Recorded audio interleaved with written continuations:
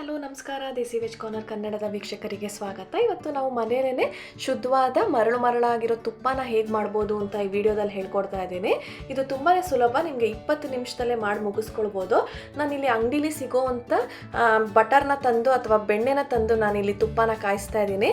ನಾನಿಲ್ಲಿ ಸುಮಾರು 1 kg ಆಗೋಷ್ಟು ನಾನು ಅನ್ಸಾಲ್ಟೆಡ್ ಅಥವಾ ಉಪ್ಪಿಲ್ಲದೆ ಇರೋವಂಥ ಬೆಣ್ಣೆನ ತೊಗೊಂಡಿದ್ದೀನಿ. ನಾನು ಇದಕ್ಕೆ ದಪ್ಪ ತಳದ ಪಾತ್ರೆನೇ ಇಟ್ಕೊಂಡಿದ್ದೀನಿ. ಯಾಕೆಂದರೆ ದಪ್ಪ ತಳದ ಪಾತ್ರೆನೇ ಇಟ್ಕೊಳ್ಳೋದ್ರಿಂದ ನಿಮಗೆ ಅಡ್ವಾಂಟೇಜಸ್ ತುಂಬಾ ಇದೆ. ಅದು ಬೇಗನೆ ಉಕ್ಕಿ ಬರಲ್ಲ, ಜೊತೆಗೆ ನಿಮಗೆ ತಳ ಕೂಡ ಹತ್ತೋದಿಲ್ಲ ಅನ್ನೋ ಒಂದು ಉದ್ದೇಶಕ್ಕೆ. ಈಗ ಸಾಮಾನ್ಯವಾಗಿ ನಿಮಗೆ ಬೆಣ್ಣೆ ಎಲ್ಲ ಅಂಗಡಿಗಳಲ್ಲೂ ಸಹ ಸಿಗೋದ್ರಿಂದ ನೀವು ಈಸಿಯಾಗಿ ತಂದು ಕಾಯಿಸ್ಬೋದು. ಈಗ ಇದು ಬೆಣ್ಣೆ ಒಂದು 7 ರಿಂದ 10 ನಿಮಿಷದಷ್ಟು ಕರಗೋಷ್ಟು ನಾನು ಕಾಯಿಸ್ಕೊತಾ ಇದ್ದೀನಿ.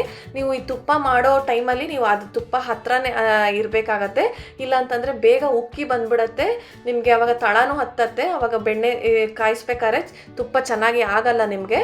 ಸೊ ಇದ್ರ ಹದ ಹೇಗೆ ಗೊತ್ತಾಗತ್ತೆ ಅಂದರೆ, ಇವಾಗ ಇಲ್ಲಿ ನಮಗೆ ವಿಡಿಯೋದಲ್ಲಿ ಏನು ಕಾಣಿಸ್ತಾ ಇದೆಯೋ ಬಬಲ್ಸು, ಅದು ಸ್ಲೋಲಿಯಾಗಿ ಸ್ಟಾಪ್ ಆಗಬೇಕು. ಅಲ್ಲಿವರೆಗೂ ನಾವು ತುಪ್ಪನ ಕಾಯಿಸ್ಬೇಕಾಗತ್ತೆ. ಆದಷ್ಟು ತುಪ್ಪನ ಬ್ರೌನ್ ಆಗಿ ಕಾಯಿಸ್ಕೊಳಕ್ಕೆ ಹೋಗಬೇಡಿ, ರುಚಿ ಚೆನ್ನಾಗಿರೋದಿಲ್ಲ. ಎಲ್ಲೋಲೆ ಇಟ್ಕೊಂಡ್ರೆ ತುಂಬ ಚೆನ್ನಾಗಿರುತ್ತೆ.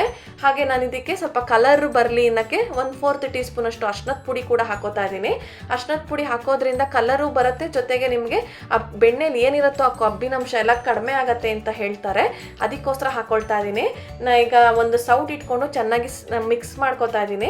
ಹಾಗೆ ಇದಕ್ಕೆ ನಾನು 1/4 ಟೀ ಸ್ಪೂನ್ ಅಷ್ಟು ಮೆಂತ್ಯ ಕಾಳುಗಳನ್ನು ಕೂಡ ಹಾಕ್ತಾ ಇದ್ದೀನಿ. ನೀವು ಹಸಿ ಕಾಳುಗಳನ್ನಾದ್ರೂ ಹಾಕೋಬಹುದು ಅಥವಾ ಹುರಿದಾದ್ರೂ ಹಾಕೋಬಹುದು. ಮೆಂತ್ಯ ಕಾಳು ಹಾಕೋದ್ರಿಂದನೂ ಆರೋಗ್ಯಕ್ಕೂ ಒಳ್ಳೆಯದು, ಜೊತೆಗೆ ತುಪ್ಪದಲ್ಲಿ ನಿಮಗೆ ಫ್ಲೇವರ್ ಕೂಡ ಚೆನ್ನಾಗಿರುತ್ತೆ ಅಂತ ಹೇಳ್ತಾರೆ. ನಿಮಗೆ ಬೇಡ ಅಂದ್ರೆ ಸ್ಕಿಪ್ ಮಾಡ್ಬೋದು, ಹಾಕೋದ್ರಿಂದ ಖಂಡಿತ ಕಹಿ ಅಂತೂ ಏನು ಬರೋದಿಲ್ಲ, ತುಂಬ ಚೆನ್ನಾಗಿರುತ್ತೆ.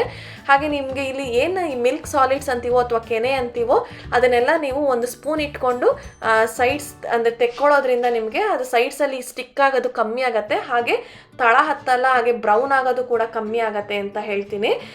ನೀವು ಈ ಥರ ಅವಾಗಲೇ ಹೇಳ್ದಂಗೆ ತುಪ್ಪ ಮಾಡಬೇಕಾದ್ರೆ ನೀವು ಮೀಡಿಯಮ್ ಟು ಲೋ ಫ್ಲೇಮಲ್ಲೇ ಇಟ್ಕೊಂಡು ಕಾಯಿಸ್ಬೇಕಾಗತ್ತೆ. ಆದಷ್ಟು ಜಾಸ್ತಿ ಉರಿ ಮಾಡೋಕ್ಕೆ ಹೋಗಬೇಡಿ, ಬೇಗ ಉಕ್ಕಿ ಬರುತ್ತೆ.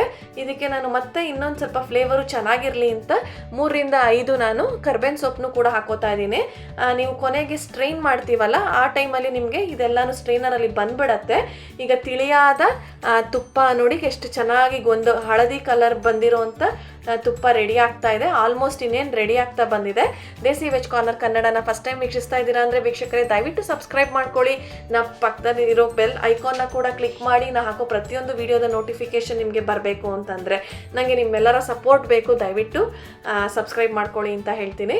ಹಾಗೆ ಈಗ ನಾನಿಲ್ಲಿ ಮರಳಾಗಿ ಬರಬೇಕು ನಿಮಗೆ ತುಪ್ಪ ಟೆಕ್ಸ್ಚರು ಅಂತಂದರೆ ಇದಕ್ಕೆ 1/4 ಟೀ ಸ್ಪೂನ್ ಅಷ್ಟು ಕಲ್ಲುಪ್ಪನ್ನ ಕೂಡ ಹಾಕ್ಕೊಳ್ಬೇಕು.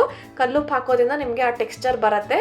ಹಾಗೆ ನೀವು ತುಪ್ಪ ಎಲ್ಲ ಚೆನ್ನಾಗಿ ಆರಬೇಕು. ಆರಿದ್ಮೇಲೆ ನೀವು ಒಂದು ಗಾಜಿನ ಶೀಶೆಗೋ ಇಲ್ಲ ಅಂತಂದರೆ ಒಂದು ಏರ್ ಟೈಟ್ ಕಂಟೈನರ್ಗೋ ತೆಗಿಬೇಕಾಗತ್ತೆ. ಇಲ್ಲ ಅಂತಂದರೆ ನಿಮಗೆ ಬಿಸಿಲೇ ಹಾಕ್ಬಿಟ್ರೆ ಬೇಗ ನಿಮಗೆ ಬೂಜು ಬರೋ ಸಾಧ್ಯತೆ ಇರುತ್ತೆ, ಜಾಸ್ತಿ ದಿನ ಇಟ್ಕೊಳಕ್ಕಾಗೋದಿಲ್ಲ. ಇದನ್ನು ನೀವು ಮನೇಲೇ ಈ ರೀತಿ ಮಾಡ್ಕೊಳ್ಳೋದ್ರಿಂದ ನೀವು ಸ್ವೀಟ್ಸ್ಗಳು ಮಾಡೋಕ್ಕೆ ಅನುಕೂಲ ಆಗುತ್ತೆ. ಹಾಗೆ ದೇವ್ರಿಗೆ ದೀಪ ಹಚ್ಚೋಕ್ಕೂ ಕೂಡ ನಿಮಗೆ ಅನುಕೂಲ ಆಗುತ್ತೆ. ಆಚೆಯಿಂದ ತರಬೇಕು ಅನ್ನೋ ಒಂದು ಇದಿರಲ್ಲ. ಹಾಗೆ ನೀವು ಈ ಮಾಡಿರೋವಂಥ ತುಪ್ಪದ ಪಾತ್ರೆಯಲ್ಲೇ ನೀವು ಸಾಂಬಾರು, ರಸಮ್ಮು ಅಥವಾ ಚಪಾತಿ ಹಿಟ್ಟನ್ನೆಲ್ಲ ಕಲಸಿದ್ರು ರುಚಿ ತುಂಬಾ ಚೆನ್ನಾಗಿರುತ್ತೆ. ಹಾಗೆ ಮಾತ್ರ ತೊಳೆಯಕ್ಕೆ ಹಾಕಬೇಡಿ. ಈ ಮಾಡಿರೋ ವಿಡಿಯೋ ನಿಮ್ಗೆ ಇಷ್ಟ ಆಗಿದೆ ಅಂತ ಭಾವಿಸಿದ್ದೀನಿ. ಇಷ್ಟ ಆಗಿದ್ರೆ ಒಂದು ಥಮ್ಸ್ ಅಪ್ ಕೊಡಿ, ಮತ್ತು ನಿಮ್ಮ ಫ್ಯಾಮಿಲಿ ಫ್ರೆಂಡ್ಸ್ ಜೊತೆ ಶೇರ್ ಮಾಡ್ಕೊಳ್ಳೋದನ್ನ ಮಾತ್ರ ಮರಿಬೇಡಿ ಅಂತ ಹೇಳ್ತಾ ಮತ್ತೊಂದು ವಿಡಿಯೋ ಜೊತೆ ಸಿಗ್ತೀನಿ. ಅಲ್ಲಿವರೆಗೂ ಎಲ್ರಿಗೂ ನಮಸ್ಕಾರ.